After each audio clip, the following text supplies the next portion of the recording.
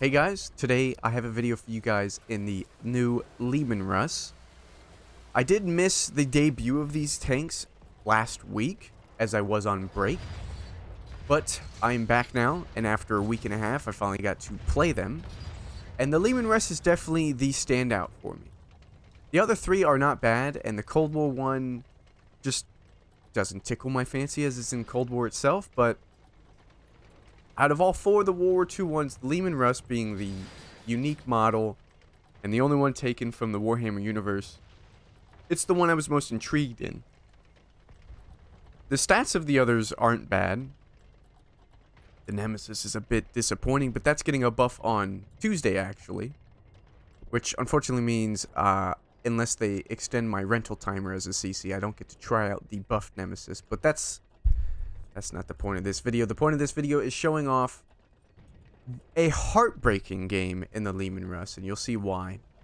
First tank we're going to run into, actually, though, is the Tier 8, the Reaper Scythe. Now, the Reaper Scythe isn't on discount at the moment, so the only way to obtain that is by buying the Mega Bundle. But even when it's on discount, it's hard for me to recommend, as it having premium Hesh rounds as a Tier 8 means if it's bottom tier, you're going to struggle with that 212 pen. And speaking of pen, this Leman Russ has 232 standard, which is pretty bad for a tier 10 heavy tank. But 304 APCR, basically meaning you're going to see a lot of people spamming gold, and I am definitely doing that. 2 HE rounds loaded. We're just walking around this corner, and I've been this aggressive because I took out the Reaper Scythe and have not been shot at to my left, so I don't think there's any snipers over there in their spawn area to really punish me for this, so I'm taking all the shots that I can. I got a good one on that STB1 earlier too, if you guys saw that, as he was turning pretty far away, but now that he's running, I'm going to push up on this Leopard, and the Leopard's going to like disappear on me real quick, and it's going to be hard to find him again. I was expecting him to be around this building, but he ain't. Instead, I'm going to fight a full health Valor. I get shot by the SW1, I believe that was to my left. But he should be being taken care of by the 3 tanks who were behind me. Yes, there he goes. An AVRE, who is my platoon mate, takes him out. The Valor is not penning me, so I have no fears here fighting this thing. But he will have a teammate show up pretty soon. Now, the other 2 tanks, the Nemesis and the Tiefbreaker. The Nemesis, pretty disappointing, but it's getting a buff on Tuesday. The Tiefbreaker really feels like a Cold War tank brought into World War II, and I find it to be a bit overpowered. It, for some reason, has better armor than the STB1. Its size isn't much bigger than that of a Sheridan or a Rheinmetall Panzerwagen, so that doesn't even really matter. It goes really fast. There's no point in not being in speed mode. It's got a really nice autoloader with a decent enough reload that it's kind of scary, to be honest. You saw me there focusing the Samoa because I didn't want him clipping me out while the Valor shot my sides. I'd rather take 2 hits from the Valor than a full clip of Samoa, so I took him out. Valor's dead. Now it's 8-9, and I got a free shot into the Centaur, who's kind of peeking over to go into the bowl, and now he's not going to. But it's getting pretty close here, and they have some tanks coming up from the beach that are going to be a problem for me. So I'm trying to think here of, do I want to push with my team right now? Do I want to turn around and support the beach push? They did just kill a Waffle, but the Tiefbreaker did kill himself. So now it's just one medium tank over there, and I saw a heavy tank left alive down there. And this is the sad part. I was looking for a Cupola shot on that E4, and I didn't get it. And then I ended up getting smacked by him right in my turret. Oh. That loss of HP unnecessarily is going to bite me in the butt later this game. Bit of spoilers, huh? I did have this game on stream, did it live, so that is why we're using the replay system, as I don't want the music on here to cause any troubles. But around this point, I think my damage, I don't know, 7,000 already?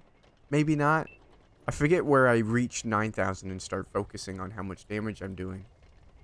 But it's getting very close. And now I see that there's a VK7201K coming around here, who, if he was the Panzer 7, I'd be very aggressive. He's not. He has an E100's gun, meaning he can one-shot me. He'd have to really, really low-roll me to keep me alive. So I don't want to get penned by this guy, so I'm playing it safe. But I have a Trinity around me. But my team's dying. And that push over there, very scary with an E4 who could now finish me off quite easily. 390 whatever that was is the lowest roll I've seen on this thing. This is a 500 alpha gun, by the way. But it does count as a 120 millimeter. So I'm told that's lore accurate or canonical to the universe.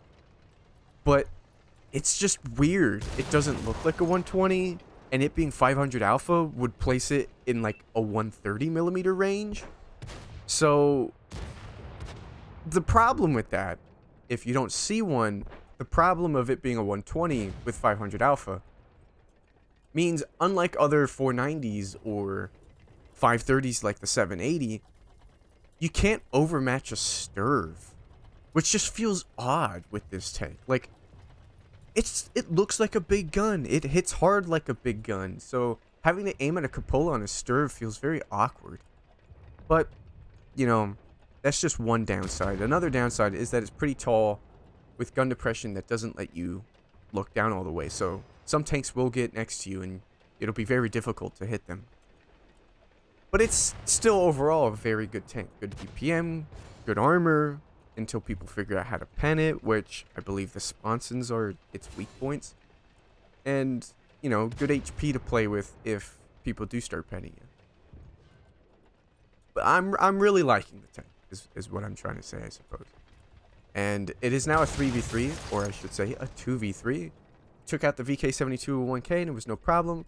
We took out, I think it was some E5 or something that was rushing us, whatever it was. And now this Leopard is playing distance. And I'm trying to back away from it. And you'll notice here, a problem that this thing has, though, as well, is that it likes to just fly.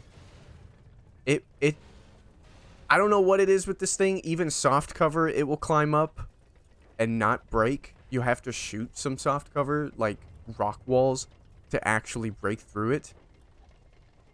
But I hope that gets figured out. But it's very close here now, and I think this is where I hit maybe 9,000 here. And I'm really tense. I really want this 10,000 damage game, you know. It's my second ever damage, or second ever 10,000 damage game if it happens, and it could possibly be my highest. If you haven't seen it yet, my first ever 10,000 damage game is already on the channel. It was in a Super Conqueror. And it was only like 10,200.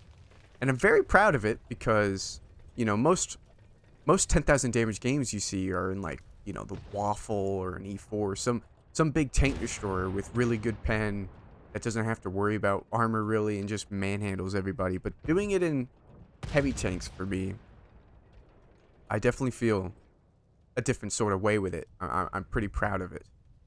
I hope to do one in a light tank though. Imagine that.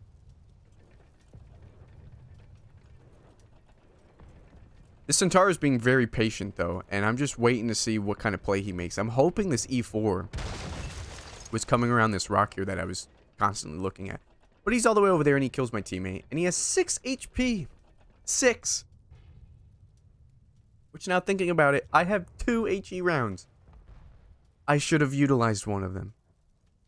But I'm hoping this Centauro comes for me. There it is. This is where I hit 10,000 damage. And I was so happy with myself. I said, if I lose, it doesn't matter. And I even get another shot off. There it is. And then I'm thinking the E4 was rushing me to my left, right? Because it would be the quickest path from where he was. But no, he came around the right side and instantly just penned me. Doesn't even matter. But that was our game. 4 kills, 10,599 damage. 4330 blocked for only a first class on a loss. We'll take what we can get. I did end up getting an ace yesterday, actually, for 8,500 damage and a Top Gun. Very good tank. I would recommend this one as it is on sale for only 16,000 gold for a tier 10. The other 3, them being skins from PC turned into tanks. I can't recommend those out of principle, but if you do want one of those, Teethbreaker, definitely the strongest in my eyes. But with this Leman Russ, you'll have good games, fun games, a good time. Thanks for watching. I hope to see you again. Take care.